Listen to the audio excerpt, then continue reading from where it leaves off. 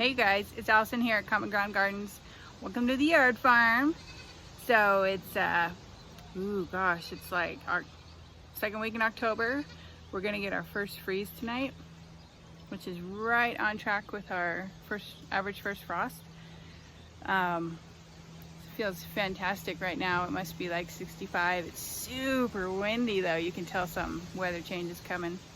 But anyway, I'm planting bulbs today. I've been collecting bulbs over the last like 2 months here and there when I get them, and I gotta do it. I'm running out of time. Gotta get these things in the ground. So I watered for 2 days in a row, and then I'm gonna start spreading them out throughout the yard. I don't know exactly what I'm gonna do, but we'll see. Let me show you what I got. So I definitely went crazy this year on bulbs.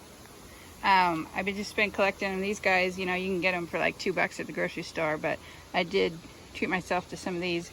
In the front yard, I already have a ton of tulips that we planted when we first moved in. They're red and yellow. Not my favorite, but they're super healthy, so it's fine. What started all this is my friend gave me a whole bag of tulips that she dug up from her yard. Look at all that. Like a fortune in tulips.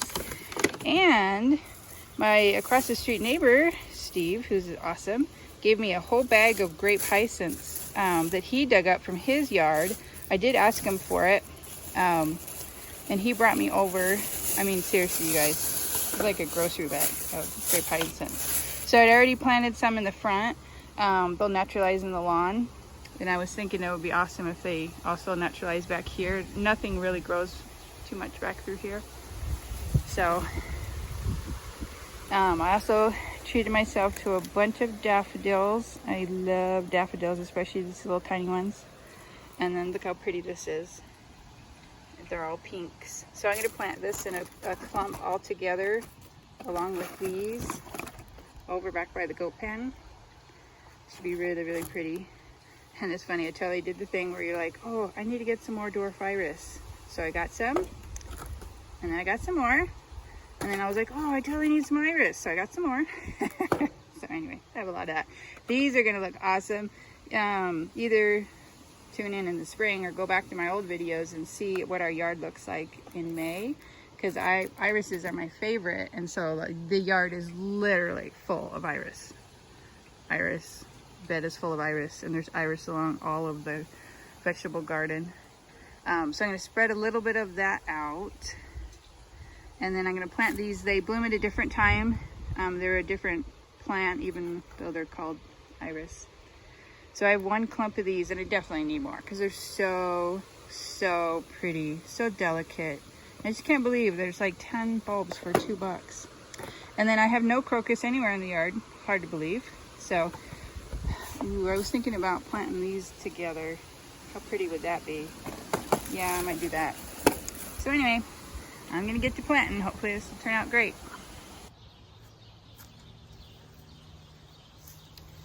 All right, so right here as you walk out by the awesome rose bush, I'm gonna transplant an iris, which I dug up.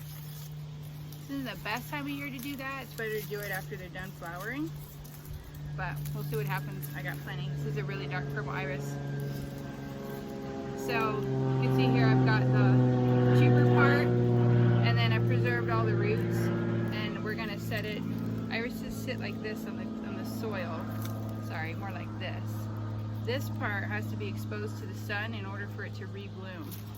And then I'm gonna put in front of it a pack of the 10 dwarf iris.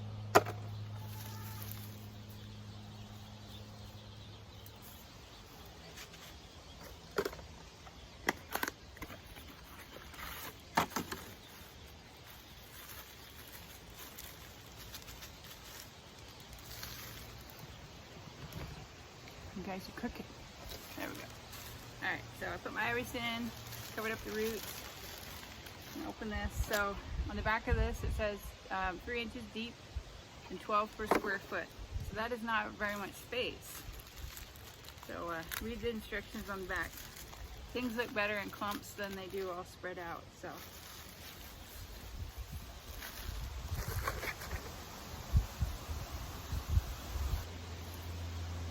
Any side up? Alright, easy as pie. Bulbs are the best. Put them in the ground once and come back year after year. They don't require any kind of special attention or care. If you want to feed them, go ahead.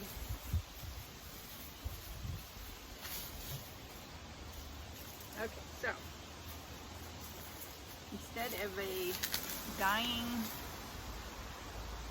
daylily that I've had here for 7 years that never blooms, I removed it, and now we have an iris and some dwarf iris. And I'm gonna throw the daylily in the ground somewhere else and see if it does better. We'll see.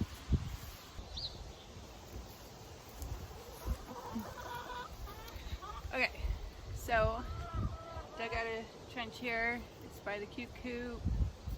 Thinking it'd be really pretty to put the pinks bulb. I have it set out from the pen so the goats can't push against the fence and eat it. And then over here beside it, in the spring I planted a climbing rose, and there's iris and then some daylilies, which I also got from a neighbor. So let's see how much fits in here. Not exactly sure. It might just be this package. Let's find out. As you can see, I have all my helpers all lined up. There wasn't a single worm in any of this dirt, poor babies.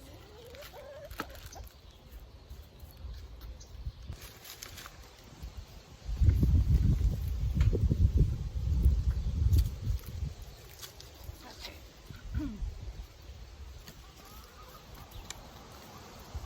I can totally tell what I have here. So I'm thinking these are the hyacinths. There's four daffodil, and these are definitely the tulips. Oh, I got plenty of room. Okay.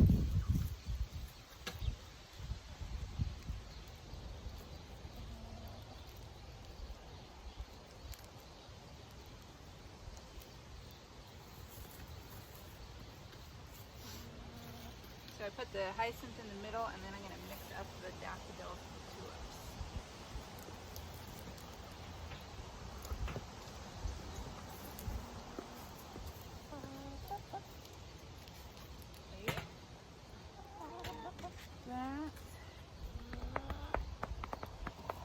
And I think I'm going to mix in some more daffodils.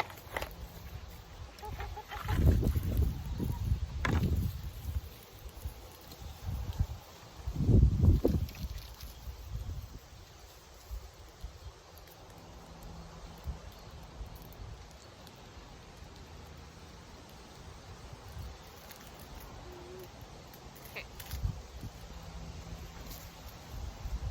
So this would be a nice clump of bulb.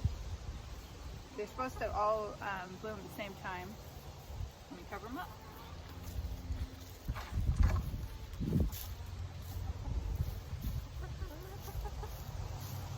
So we think they did nothing to it. So I have decided how I'm going to place all of the tulips and daffodils, but I've also decided that I'm going to keep it secret so we can just see it in the spring. So I'm going to sign off here, and remember guys, life's a garden. Dig it.